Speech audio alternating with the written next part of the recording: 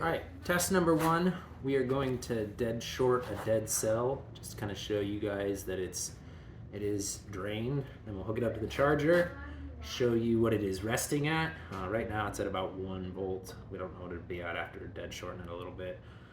I'm going to dead short it for 10-15 seconds, and then we also have the thermal camera running. But normally this is not something you would do to a lithium battery and then fast charge back up. We will be fast charging above recommended levels. So we've dead shorted the cell. I can hold the cell. So give that a little bit longer. Bang! No, I'm just joking. It'd be funny if this test went different from all the other ones. Still not even hot. I'm sure I can't see the temperature. So I'm gonna go ahead and hook up the recharge now. And it will not start to recharge right away. We're now recharging at 10 amps. This is roughly a 8.5 C recharge from under 1 volt. So cell will probably get up. Room temperature right now is about 77 degrees. This was sitting at about 84. So we expect the cell to get into the 115 range, technically exceeding the recharge rate. So this takes about 10 minutes. So we're gonna go ahead and, well, I guess I can't pause because then that kind of defeats the purpose. Once the voltage starts to taper off and we get up towards full charge voltage, we'll go ahead and call it. But as I kind of alluded to in the post today, boring safety tests are good safety tests, and most of these videos will not end in pops and bangs. This cell will be getting overcharged. This cell will be getting, or has already been charged, and will be getting a nail in it. So we're up to 3.6 volts. We're seeing about 80% of the bulk charging happening within 6 to 7 minutes, and then we are fully charged 100% within 15 minutes. And this is from below 0% state of charge.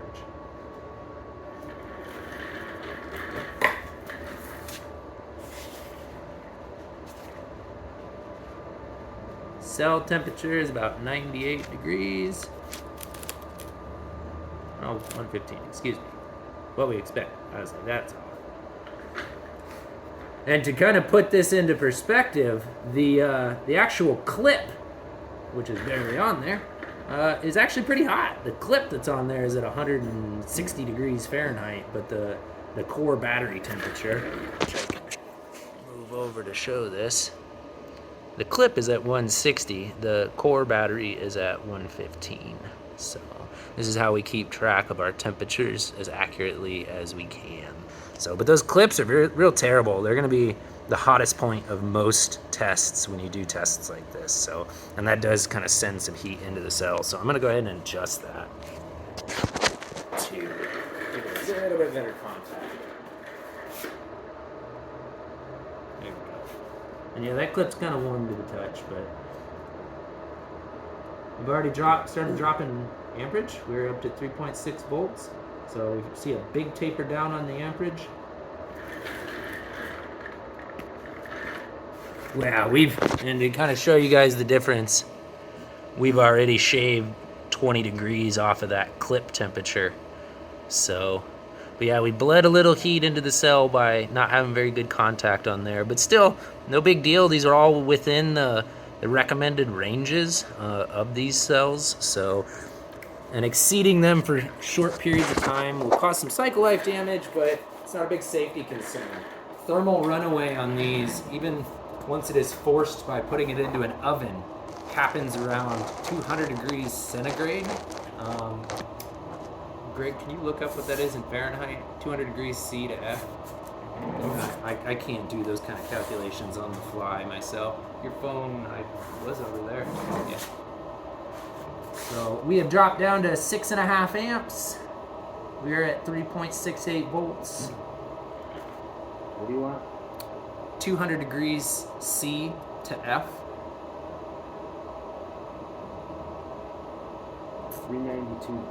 It's 392 degrees Fahrenheit. So we have 270 something degrees to go before that happens by over discharging the cell, shorting it out, and then recharging it faster than is recommended.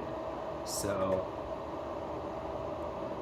at this point, temperatures should have leveled and started to stable off. Yep, temperatures have begun to come down. So that end with the clip on it is remaining that 130-ish degrees, which we would expect.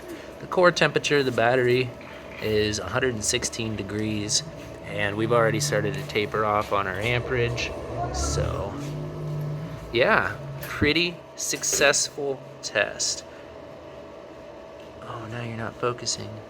Whatever. You see the temperature starting to fall as the amperage falls. So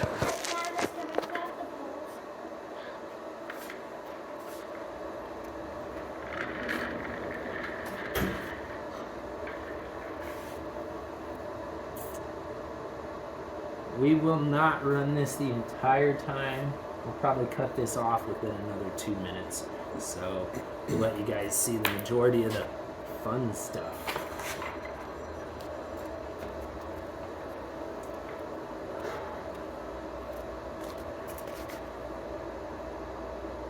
Drop down to about 115 on cell temperatures.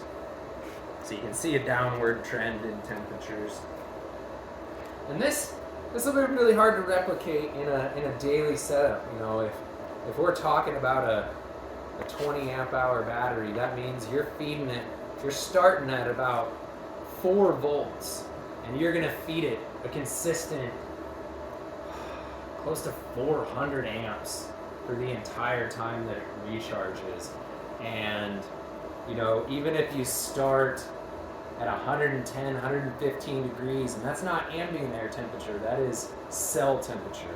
So you'd have to leave this out in the sun all day long and get it that hot and kill it to bring it up to that cell temperature. And then you go ahead and recharge it in the most irresponsible way possible. That would not go well very many times on a lithium ion battery, but on sodium, it's kind of par for the course. And I'm not telling you that you're not shortening the cycle life of your battery, but shortening the cycle life of your battery is a whole lot better ball game than possibly ending up having a small smoke grenade in your shop. We're getting to the 7-minute mark. I'm gonna go ahead and wind things down. We are at 3.68 volts with 3 amps going in. Cell temperature has dropped down to 112. Why can't I get you to focus? Anyways, you can pretty well see that that's, there we go, 112, 111, consistently dropping down. So most people would not dead short their lithium battery and then throw a charger on it and recharge it at 8.5 to 9 times its capacity. So I would call sodium recharge test, safety test, successful. We are now doing the nail puncture test. We have a cell ambient temperature of 87, 88 degrees. This is freshly charged at an 8.5 C rate. We'll be showing cell voltage beforehand. Should be about 3.66. Cell voltage will be displayed here. Cell is at 3.618. So we'll be putting a brad nail into the cell. Last time we did this, it took about 5 minutes. Let's see if I can actually get this the first go.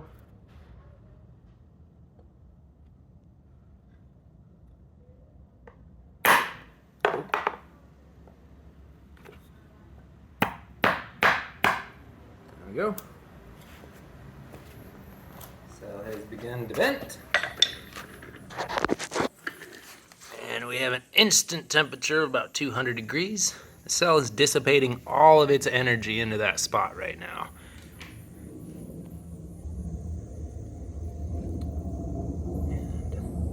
It'll get slightly more reactive than this. I wanted to give you guys kind of a view.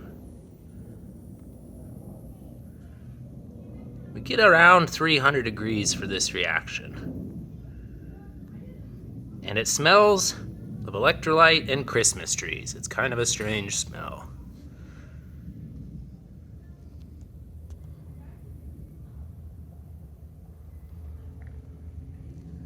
Kind of see that that's leveled off. I'm gonna go ahead and leave that there.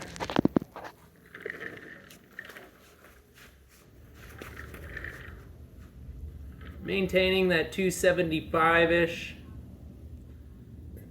Remember in the last video, maybe not the last video, I don't know what order these are gonna go in, but before thermal runaway, we need to get over 375 degrees or 390 degrees? 92. 392 degrees. So as long as we stay away from 392 degrees, it will not experience a thermal runaway where it is going to spread and propagate.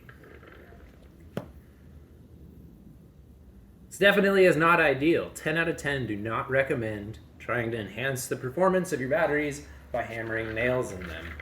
But in safety testing, we have to find out what happens if somebody gets into a car wreck and something gets lodged into a cell pack. The idea that you're going to do this to a large amount of cells at once is improbable. So it does get a little bit more exciting than this, I promise. At some point it'll pop its top. So, give an idea on temperatures. We are still at 380, or 280, excuse me, 280. Not at 380, I'd be a little bit more concerned, and I would not play this close. We're at 380.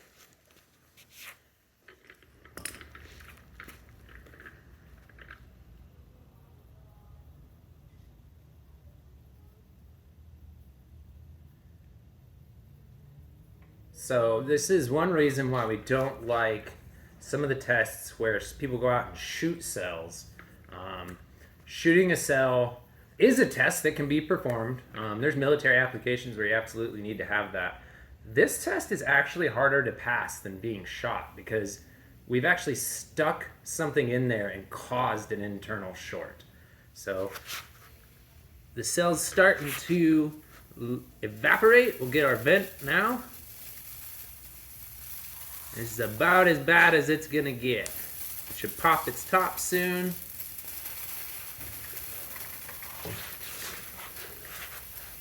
We are at 302.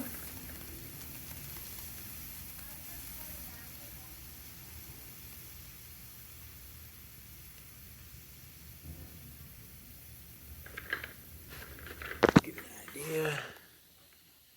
302.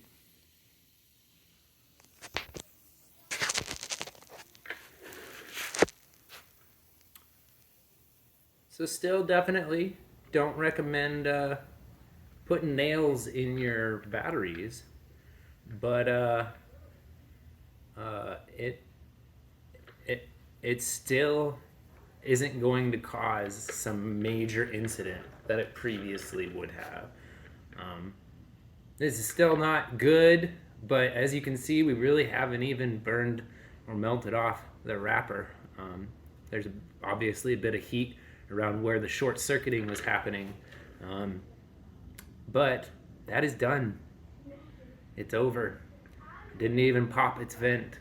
So pretty neat. It's strange. My entire room smells of Christmas trees now. So if you have a sodium battery and you're driving down the road and it's not December and you smell Christmas trees, pull over because you probably have an issue.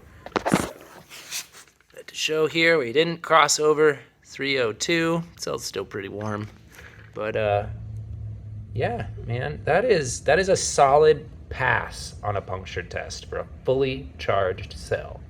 I would say that's a success. This will be our overcharge test of the sodium ion battery. Battery is sitting at about 80 degrees.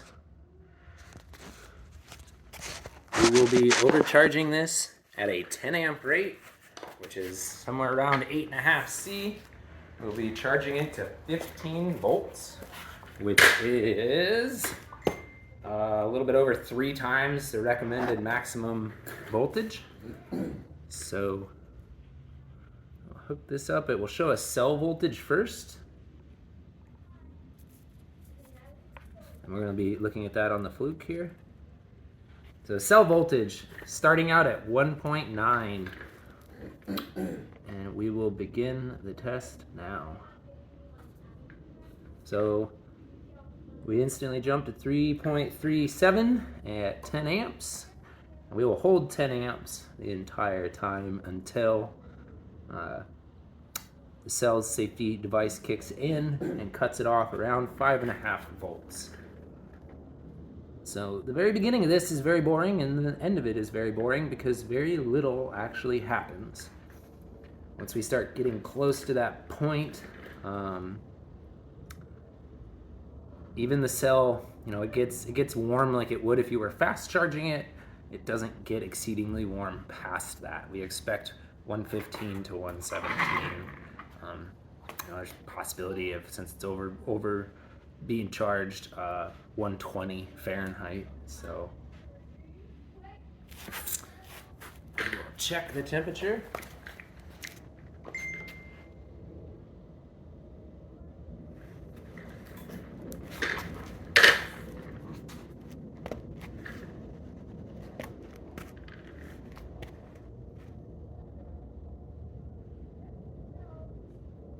Yeah, but working on them doesn't mean I'm the one developing the sodium cells, you fucking nut. I have been talking to Natron for 3 fucking years.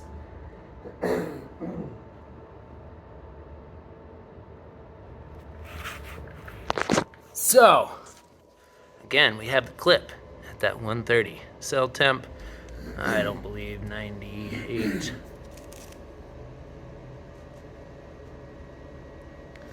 Well, maybe that is about right. I think that's still wrong, though.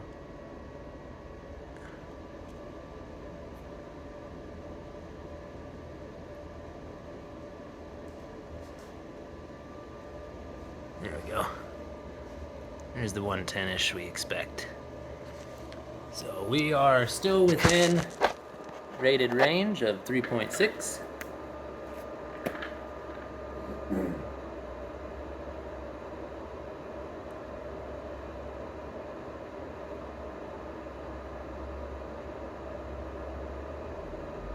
Yeah, we started talking to Natron back in 2020, so 2020 minus 2023, I'm pretty sure equals 3 years. But I think we'll cover that in the live tonight because people might be a little confused on what we actually do as a company. We don't develop cells, we can't develop cells. So we stay on the ball finding cells that will work and are readily available for our application in large amounts. So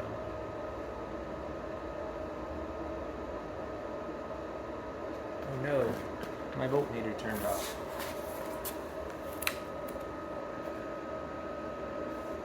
Battery? No, just auto turned off. Alright, we are crossing over recommended voltage. And we are at 119 on the cell, 120 on the cell.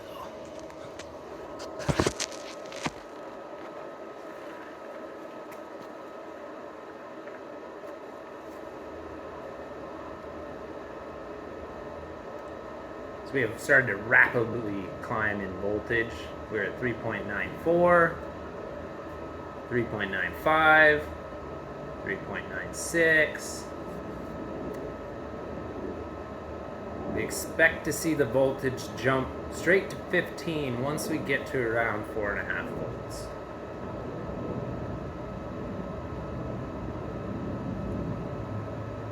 We are measuring voltage at the cell with the fluke versus what the charger is seeing in its output terminals on the charger. We've gotten to 125. Still holding steady at 10.1 amps.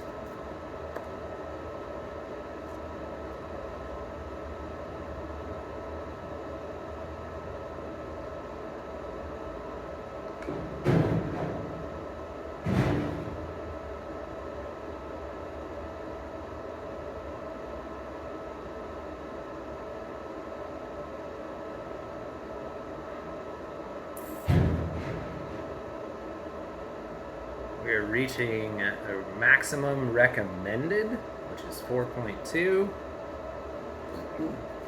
As more of a safety feature. As you can see, since we jumped up so quickly in that time, there's not a whole lot of capacity above that.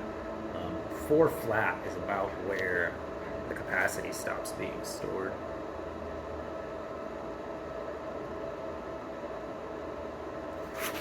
To 130 degrees Fahrenheit.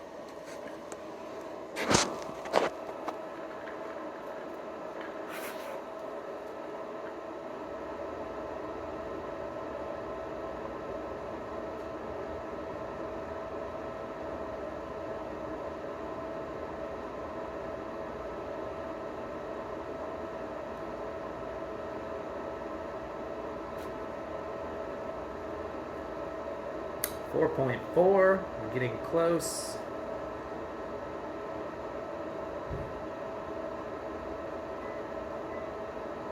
Should click over any second.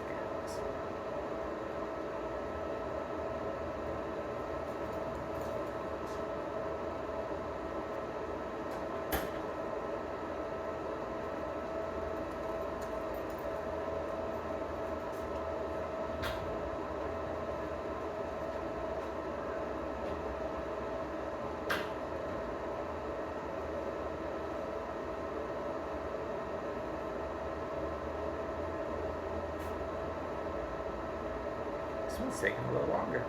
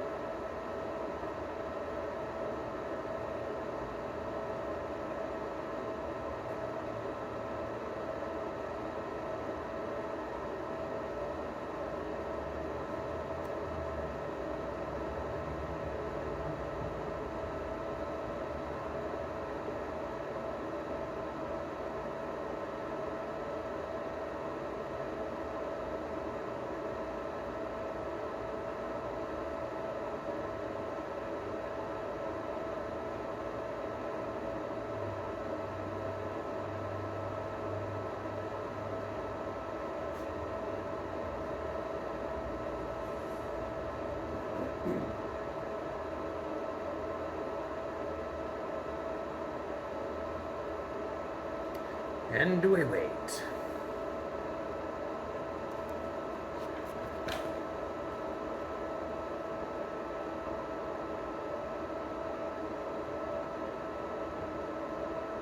Wait, it's at 5.5 volts, not 4.5 volts.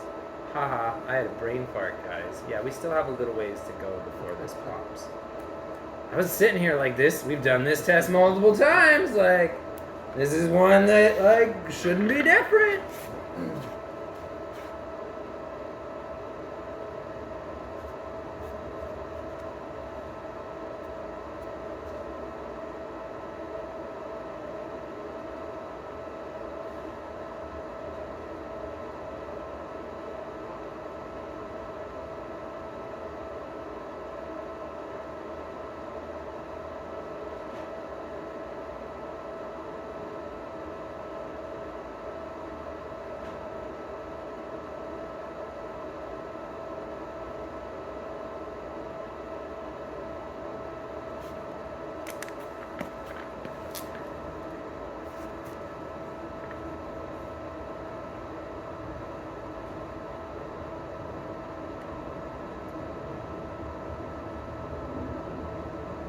Someday we'll get there, I promise, guys.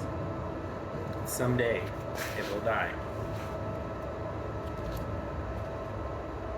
Someday in the near future.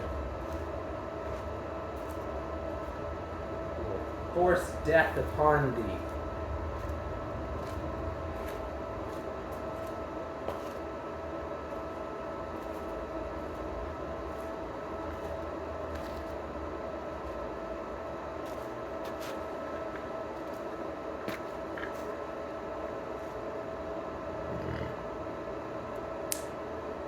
There it went.